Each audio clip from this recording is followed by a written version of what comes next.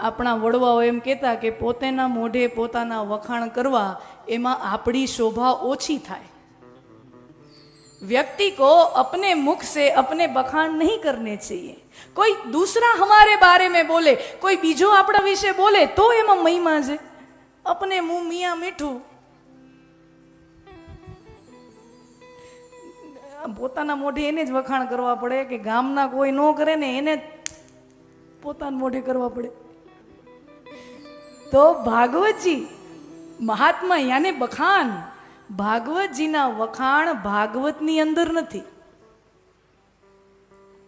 ભાગવત પુરાણના વખાણ એનું મહાત્મા એ ભાગવતની અંદર નથી। ભાગવતજીનું જે કલેવર છે, 12 સ્કંદનું કલેવર છે ભાગવતજીનું, 18,000 શ્લોક છે, 12 સ્કંદ છે, 335 અધ્યાય છે, પણ ભાગવતજીના કલેવરની અંદર ભાગવતજીનું મહાત્મય નથી। ભાગવતજીનું મહાત્મય પદ્મ પુરાણમાંથી આવે છે।